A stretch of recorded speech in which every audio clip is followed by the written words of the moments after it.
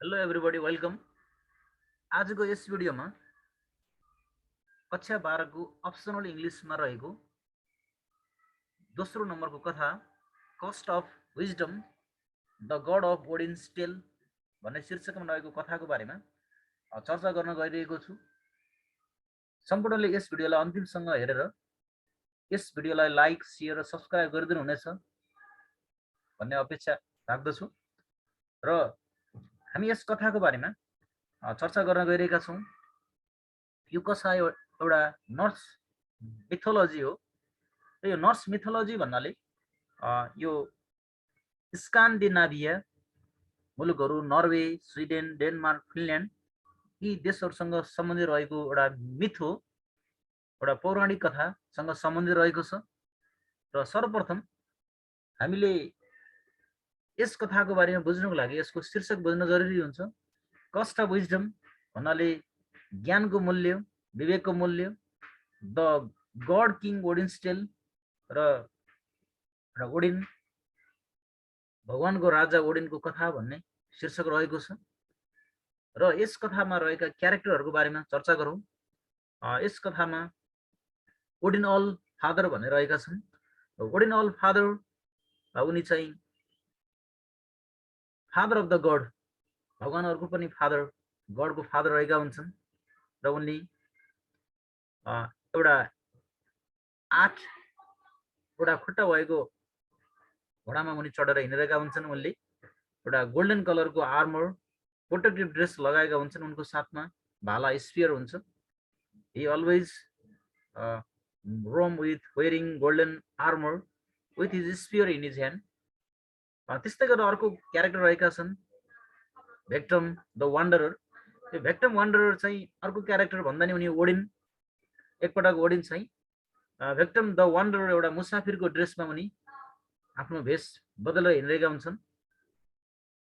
जुन चाहिँ आफ्नो भेष बदलेर उनी चाहिँ मिमिर्स ओइलतिर गइरहेका हुन्छन्। मिमिर्स ओइल एउटा ठाउँको नाम हो जुन चाहिँ जोटुनहेम नजिक पर्छ। जोटुनहेम भनेको चाहिँ रिल्याम अफ जायन्ट्स, राक्षसहरूको राज्य भएको नजिक त्यहाँ मिमिर्स ओइल हुन्छ र त्यो क्षेत्र जोटुनहेममा पर्छ र त्यतातर्फ गइरहेका हुन्छन्। त्यस्तै गरेर अर्को क्यारेक्टर भापथ्रन्डर भन्ने रहेका छन्। भापथ्रन्डर चाहिँ सबभन्दा बुद्धिमानी राक्षस हुन्छन् र उनले सधैँ राइडिङ अन स्ट्यागमा हिँडिरहेको हुन्छ र उसले जति उसँग भेट हुन्छन् उसले रिडल सुन्ने गर्छ, जसले त्यो उसको रिडल उत्तर सही दिएन भने, सही दियो भने त केही भएन, तर सही नदिएको अवस्थामा उसको टाउको उसले निकाल्छ भापथ्रन्डर। त्यस्तै गरेर अर्को मिमिर भन्ने रहेका छन्। Mimir the guardian of the well of the wisdom र मिमिर्स वेल भनेको चाहिँ एउटा वेल अफ द विजडम भनेर भनिएको छ। जसले त्यहाँको पानी पिउँछ उसले आफ्नो आँखा चाहिँ सेक्रिफाइस गर्नुपर्छ भन्ने यसमा रहेको छ। यसरी यस कथामा चाहिँ ओडिन अल फादर अनि भेक्टम द वान्डरर, ओडिन अल फादरले आफ्नो भेष बदलेका हुन्छन्। त्यसपछि भापथ्रन्डर र मिमिर नाम गरेका क्यारेक्टर रहेका छन्। अब हामी यसको कथातर्फ लाग्छौँ। यस कथामा ओडिन अल फादर पनि गडको पनि फादर रहेका हुन्छन् र उनी एकपल्ट चाहिँ मिमिर्स वेलतिर गइरहेका हुन्छन्। मिमिर्स वेल जुन जोटुनहेम नजिक पर्छ, जुन क्षेत्र भनेको रिल्याम अफ जायन्ट्स, राक्षसहरूको राज्य हुन्छ। उनी त्यहाँबाट आफ्नो भेष बदलेर उनी एउटा भेक्टम द वान्डरर एउटा चाहिँ सामान्य ड्रेस लगाएर र फिरन्ते शैलीमा, घुमन्ते शैलीमा उनी त्यहाँबाट त्यतातिर जोटुनहेम मिमिर्स वेलतिर गइरहेका हुन्छन् र बाटोमा उनको भेट एकजना राक्षसहरूको, बुद्धिमानी राक्षसहरूको राक्षस भापथ्रन्डरसँग हुन्छ। भापथ्रन्डर चाहिँ wisest giant of all the giants there, ऊ त्यहाँको सबभन्दा बुद्धिमानी राक्षस हुन्छ। उसले जब भेक्टम द वान्डररलाई भेट्छ अनि उसले उनीसँग कुराकानी गर्छ, किनभने भापथ्रन्डरले जब भेक्टम द वान्डरर, ओडिन चाहिँ त्यो शैलीमा त्यो आफ्नो पोसाक भेष बदलेर त्यो शैलीमा गएको हुन्छ, तर उसलाई चिन्दैन सुरुमा। अनि उसले के भन्छ भने उसले आफ्नो परिचय दिन्छ र ऊ आफू त्यो क्षेत्रको वाइजेस्ट जाइन्ट रहेको र जुन यहाँबाट प्रवेश गर्छ उसले चाहिँ उसलाई प्रश्न सोध्ने गरेको, जसले उसको उत्तर सही दिँदैन उसको चाहिँ टाउको उसले अलगाउँछ भनेर उसले बताउँछ। अनि त्यसपछि भेक्टम द वान्डरको भेषमा गएका वडिलले भन्छन्, उनी त्यसमा राजी सहमति हुन्छन् अनि उनले पनि प्रश्न सोध्ने उसलाई भनेर चाहिँ उसले प्रश्न सोधिसकेपछि उनले पनि प्रश्न सोध्ने अनि दुवैले सहमति जनाउँछन् कि दुवैको आन्सर गलत भएको अवस्थामा चाहिँ उसको टाउको हेड अफ गर्ने, निकाल्ने, उछिटाउने भन्ने दुईटै सहमतिमा पुग्छन्। र सुरुमा चाहिँ ब्याक थन्डरले भेक्टम द वान्डररलाई चाहिँ जुन ओडिन चाहिँ जुन भेषमा गएका थिए उसलाई प्रश्न गर्छन् र उसले पहिलो प्रश्न यसरी गर्छ, यस्तो सोध्छ, tell me the name of the river that divides the Asgard from Jotunheim, अर्थात नदीको नाम जुन नदी चाहिँ अस्गार्डदेखि जोटुनम्सको बाटोलाई उसले क्रस गर्छ त्यो नदीको नाम के हो भनेर सोध्छ। अनि यसको जवाफ भेक्टम यानी कि ओडिनले चाहिँ आई फिलिङ नेम अफ द रिभर अनि आई फिलिङ is that dead cold at never frozen भनेर उनले जवाफ दिन्छन् र त्यो आन्सर सही हुन्छ। अनि त्यस्तै गरेर उनले दोस्रो प्रश्न सोध्छ, भाथरन्डरले भेक्टम द वान्डररलाई उसले दोस्रो प्रश्नमा चाहिँ what are the name of the horses that day and night drive across the sky, ती घोडाहरूको नाम के हो जुन चाहिँ दिन रात आकाश पार गरिरहेका हुन्छन् भनेर सोध्छ। अनि यसमा चाहिँ भेक्टम द वान्डरर जुन ओडिनले जवाफ दिन्छन् कि स्किनफाक्से र रिमफाक्से भनेर त्यो आन्सर सही जवाफ दिन्छन् उनले। अनि त्यस्तै गरेर तेस्रो प्रश्नको जवाफमा प्रश्न यसरी सोध्छ भाथरन्डरले, what is the name of the plain on which the last battle will be fought, र त्यो समतल क्षेत्र कुन हो जहाँ अन्तिम युद्ध लडिने थियो, त्यसको आन्सर थियो द प्लेन अफ भिगार्ड। उनले सही आन्सर दिन्छन् भेक्टम द वान्डररले। अनि तीनवटै प्रश्नको सही जवाफ दिइसकेपछि अब प्रश्न सोध्ने पालो ओडिन यानी कि भेक्टम द वान्डररको हुन्छ र उनले भाथरन्डरलाई प्रश्न सोध्छन्। उनले सोधेको प्रश्न यस्तो रहेको थियो, what will be the last words that Odin will whisper into the ear of Baldur his dear son, र त्यो कुन लास्ट शब्द थियो जुन ओडिनले बाल्डोर आफ्नो छोरालाई अन्तिम शब्द भनेका थिए। जब यो क्वेशन चाहिँ यो प्रश्न भेक्टम द वान्डररले भाथरन्डरलाई सोध्यो, भाथरन्डरले के भन्यो भने यसको सही जवाफ त ओडिनलाई मात्रै थाहा होला, सायद ओडिन भन्दा अरूलाई यो शब्द यसको आन्सर थाहा छैन होला भनेर उनले त्यसको आन्सर बताउन सकेन। अनि त्यसपछि उनले दोस्रो प्रश्न सोधे। दोस्रो प्रश्न यस्तो रहेको थियो, what price will Mimir ask for a draught from the well of wisdom that he guards, र मिमिरले गार्ड गरेको जुन इनार तलाउको पानी छ, इनारमा पानी रहेको छ, त्यसको पानी पिए बापत उसले कति पैसा लिन्छ भनेर भाथरन्डरलाई प्रश्न गरे। र भाथरन्डरले भेक्टम द वान्डररलाई जुन ओडिनको रूपमा त्यहाँ गएका थिए उनलाई चाहिँ त्यहाँ त्यसको मूल्य चाहिँ तोकिएको छैन, तर उसले त्यसको मूल्य भनेको चाहिँ जब जुनले गएर त्यहाँ पानी पिउँछ उसले आफ्नो आँखा त्यहाँ दिनुपर्छ भनेर उसले बताउँछ, त्यसको मूल्य तोकिएको छैन भनेर त्यो आन्सर सही जवाफ दिन्छ। र भाथरन्डरलाई यस्तो लाग्छ कि यस्तो प्रश्न सोध्ने अरू कसैले हुन सक्दैन, पक्कै पनि ओडिनले, यस्तो प्रश्न सोध्ने अरू कोही होइन ओडिन नै हो भनेर उसले आंकलन गर्छ भाथरन्डरले। र अन्तिममा उसले चाहिँ त्यो भेक्टम द वान्डरर नभएर ओडिन हो भन्ने कुरामा ऊ विश्वस्त हुन्छ। अनि अन्तिममा ऊ डराएको हुन्छ किनभने उसले गल्ती आन्सर दिएको हुन्छ, कतै उसको टाउको निकालिन त होइन भनेर डराएको हुन्छ। तर अन्तिममा उसले चाहिँ ओडिनसँग उसले क्षमा माग्छ अनि उसलाई आफ्नो जीवन बचाइदिन आग्रह गर्छ। अनि त्यसपछि ओडिनले उनलाई केही पनि गर्दैनन्, उनीहरू आफ्नो बाटो लाग्छन्। अनि त्यसपछि जब भाथरन्डर र ओडिन छुटिन्छन्, ओडिन चाहिँ त्यहाँबाट अगाडि बढ्छन्। अगाडि बढ्दा उनी न त अस्गार्डतिर जान्छन् न त मिमिर वेल्सतिर जान्छन्, उनी यताउता हिँडिरहेका हुन्छन्।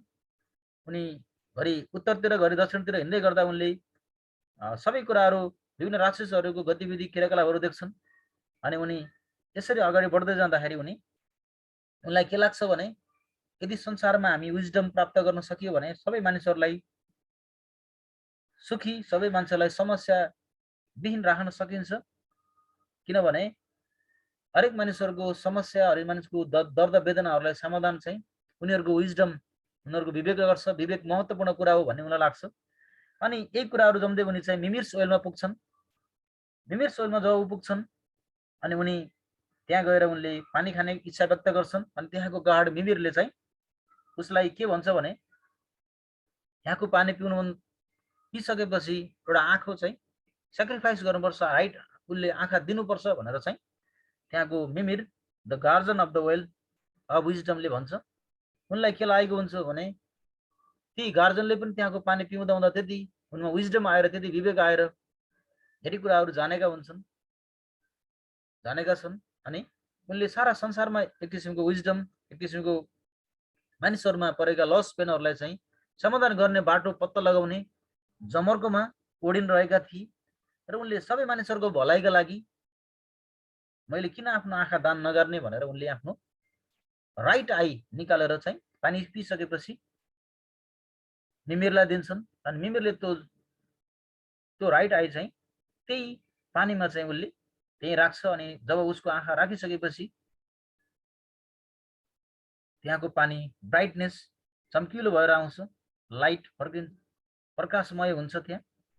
र उनले यहाँनिर ओडिनले किन राइट आई त्यहाँको पानी पिएर किन राइट आई राखे भने उनले आँखा सेक्रिफाइस भनेको फर द बेनिभोलेन्ट पर्पज, उनीहरूको अरूको भलाइको लागि, सबैलाई राम्रोको लागि र सबैलाई चाहिँ सरोज एन्ड ट्रबल मानिसमा रहेका, भगवानमा रहेका सबैमा किसिमका पीर वेदनाहरूलाई हटाउनको लागि उनले सबैमा विजडम छर्नको लागि उनले चाहिँ आफ्नो आँखा दान गरेका थिए। त्यसरी यो कथा यहाँनिर सकिन्छ। अब हामी यसको समरीको बारेमा चर्चा गर्छौं। Now let's go to discuss about this summary here.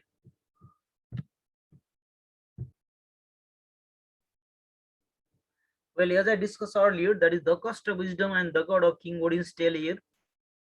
So that is a Norse mythology. So this Norse mythology that is from Scandinavia, the Scandinavia country there. That is it is belongs to a collection of myth, especially one belonging to Scandinavia, that is Norway, Sweden, Denmark, and Finland. So here let's discuss about the character that is Odin Allfather, who is known as the eldest of gods, father of famous character. He normally rides on a Sleipnir, 8-legged horse wearing golden armor, particularly dressed with his spear in hand. The next character is Vectum the Wanderer. Odin disguised himself as Vectum the Wanderer went to Mimir's well near Jotunheim, the realm of giants. The next one is Vakthronder, the wisest giant of all, who was riding on a stag. He often asked a riddle. If they failed, the giant took their head off. Then next, Mimir, the guardian of the well of wisdom. One has to pay an eye for drinking water from the well. Odin pays right eye to Mimir for the benevolent purpose here. Now let's discuss about this summary here. You can go on there. You can just pause the video and you can copy from there. So that is the summary of this history. Cost of wisdom, the god King Odin's tale here. So according to the history, we discussed that Odin described himself as a victim here and asked 3 questions. After asked 3 questions, we discuss. Then reply is given here. Victim reply is that. So he replied all is the correct answer in written of that the Vakthronder question there. Then after the correct answer of the victim, the wanderer, then he asks question to Vakthronder. In after that, but Vakthronder he did not reply the first question. He moved into the second question, but he made the second question is right. So later on, he forgave. That is Odin Allfather forgave to Vakthronder, and then they move one another way. After that, Odin thought to gather wisdom that will help save the world. So he went towards the Mimir's well, and he sacrificed his eyes for the sake of wisdom and knowledge that brings enlightenment to the world. So that is all about this poem. I hope all of you got the concept. If you have any confusion regarding this history, you can put a comment on this video so that I can reply it. One more thing, if you have such kind of confusion regarding this optional English and compulsory English of grade 12, you can feel free to comment on the video so that I can go according to the lesson as the demand of the audience viewers. Now, that is all about this video. Hope to meet you all in the next interesting video, another interesting lesson. Till then, goodbye. Take care. Have a good time.